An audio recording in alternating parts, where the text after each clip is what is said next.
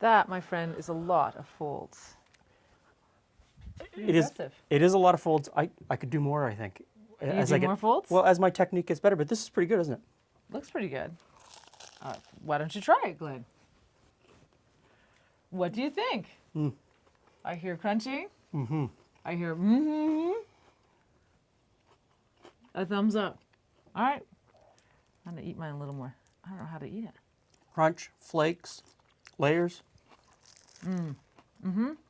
That'll work for, very buttery. I'm sad it's kind of cut in half because I like to kind of pick them from the end and just kind of pull them out. So this is day 3 for making croissants. Yes, it's been sitting in the fridge.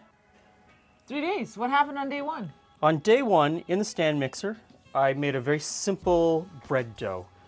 Flour, water, milk, sugar, yeast, salt, and room temperature butter.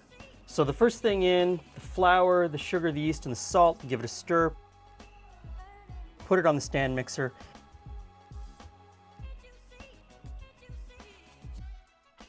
With the stand mixer running, slowly pour in the milk. And add the butter.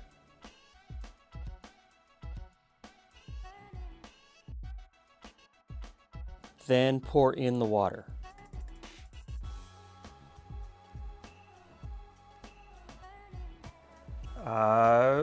Bring that together into a ball and then knead it on medium speed for about 2.5 to 3 minutes. You don't want to knead any longer than that because you really don't want to produce a whole lot of gluten given the amount of time it's going to sit in the fridge. Pull that out onto a floured surface and I patted it into a square.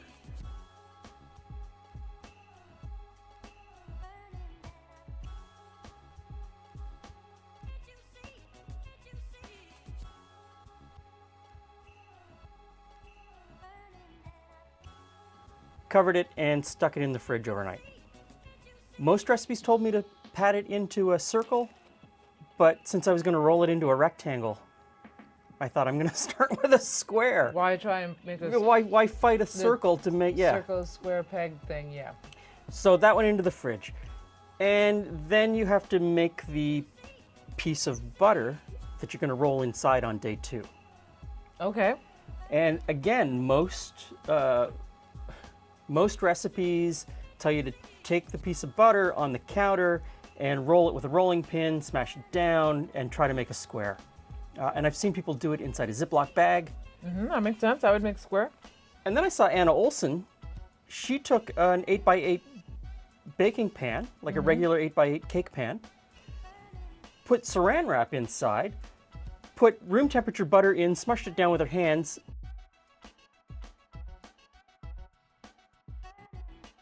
folded it over and stuck that in the fridge. Perfect square. Huh. Really easy. Thank you, Anna Olsen. So that was day 1. All that stuff went in the fridge. Done. Go to bed, come back the second day, and you roll out your square of dough about twice the size that it was when you put it into the fridge. Okay.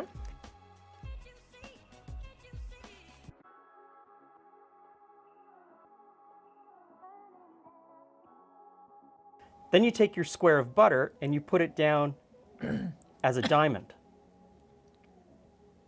Okay, got it. And then you I had to visualize that. and then you fold over the corners of the Yeah.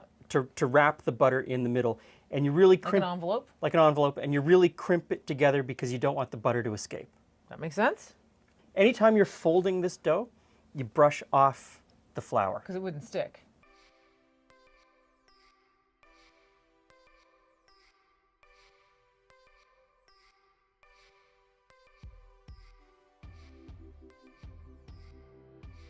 And then you give it your first roll. You roll it out into a long rectangle. So most recipes tell you to fold it like a letter, so 1/3 up and then the other third down. You've got a letter. And then I saw like some guys who were full-on French pastry masters. They folded it 3/4 of the way to the top, 1/4 of the way down, And folded it again. and then folded it in half. Ah. And so you get more folds. I thought I'll do that. You wrap it up, you put it back in the fridge for half an hour. You pull it back out, you turn it 90 degrees from the way that you rolled it last time, and you roll it again. And I found it really hard to roll. I think too many folds for novice croissant maker. So I rolled it out and then folded it in thirds.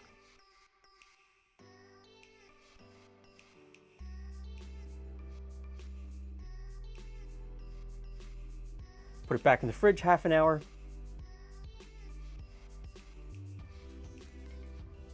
Pull it out, roll it out, fold it into thirds, put it back in. So you do it 3 times. Okay. And that is day 2. Sits in the fridge again overnight. Day 3, today, I pulled it out, and you have to roll this out to be 20 centimeters wide and 1 meter long. That's long. So that's as long as the counter is from I was front going to to say back. that pretty much is the whole counter.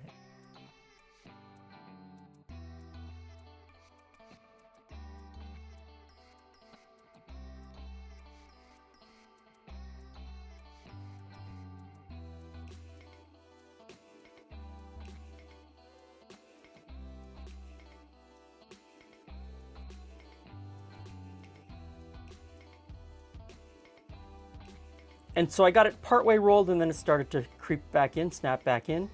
So the gluten was getting too tight. I had to fold it up, wrap it, put it back in the fridge for half an hour, then bring it out, unfold it, and then finish rolling it. And that worked really well. So putting it back in the fridge Relaxes the gluten. relaxes the gluten. It chills out. Literally. Literally chills out. And so you need to have for this A measure- meter, a long counter. a long count. Well, you could cut it in half probably, but you also need a measuring tape or a ruler or something, because the measurements are very important. Okay. Once it's out that meter in length, you then take a pizza cutter and you cut it into triangles. And I read all kinds of stuff about different ways to measure it, and I got all confused. And what I really needed to do was just cut it. So you just went freehand, did it, and didn't worry. I measured it, I marked it, it didn't look right, and then I just went freehand and just Didn't worry. didn't worry. Don't worry. Don't worry, just go. Just do it. Just go freehand. So then I've got triangles of dough, and you need to cut a little notch in the wide side and pull it apart a little bit. And I think that's because you don't want a mass of dough way deep in the middle of the... So it makes See, a hole where the other fits in. Yeah, Okay. so you pull it apart a little bit and then you roll it up. And you're supposed to roll it up hard, make sure that it all sticks together. So you don't want any flour. And at various points, you don't want any flour. Anytime you're folding this dough, you brush off the flour. Because it wouldn't stick. And then halfway rolled, I noticed that those guys who do it for a living kind of tug on one end, tug on the pointy end, pull it out, and then finish rolling it. No clue what that does, but I tugged it out and I finished rolling it. No idea what that does. And then you put them on a baking tray and you egg wash them, and then you leave them for 2 hours, Okay. just at room temperature.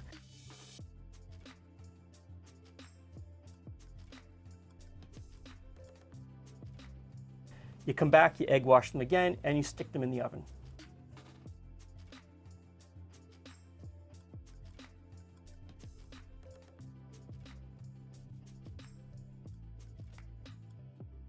It was kind of cold today. How'd they do it for 2 hours? Or did you have to heat? No, well, you actually want it at lower than room temperature. Okay. Because you don't want the butter layers to melt. Okay, so it was great today because it was cool. Because it and was it cool. wasn't that, okay. And then for baking it, I think this is kind of, so I want to do this again, but I think there's certain points that this whole thing fell apart. Really? They look and taste pretty good. They do taste really good, and I think I got good crunch, but, What's your recommend? well, my technique isn't good for rolling yet. Okay, so they're not consistently the same. I think I'll I would give you pull the that. wide end. I think I would pull the wide end farther out. These ones were cooked in an electric oven, and these ones were cooked in a gas oven. For the same amount of time. These ones don't look like they're baked as much. No, is that good or bad though? I don't know. Let's cut one open. Okay. And I also noticed Sorry. that a lot of butter ran out onto the pans as I was cooking them, and I don't know what causes that. So we'll give it another go and see what happens. But I think for a first attempt, this is really I good. think you're right. It's hard to tell, but it doesn't look as, It doesn't look as cooked inside, no. but it's got good layers. So I wonder what it is. Was it maybe the, and? How's it taste? How's the texture? The texture's great. Not cooked as much in the middle. No, Not cooked as much in the middle. So a little bit gooey. the electric oven did a much better job than the gas oven, so there must be a different regime for the gas oven. And most of the real recipes that I found used a convection oven, Yeah, which would completely change your cooking time again. still tastes great. So croissant number 1, I like it. I'll just eat the outside. this is pretty good. So I'm going to give this another go and try to improve on some of the places where I think I fell down. You can do this. I have faith in you. It's pretty good. I'm all buttery. So come on back for the next installment of croissants. And then maybe we'll start to learn how to put stuff in them. Because you just want to make chocolate croissants, don't you? I do. Someone has a little weakness.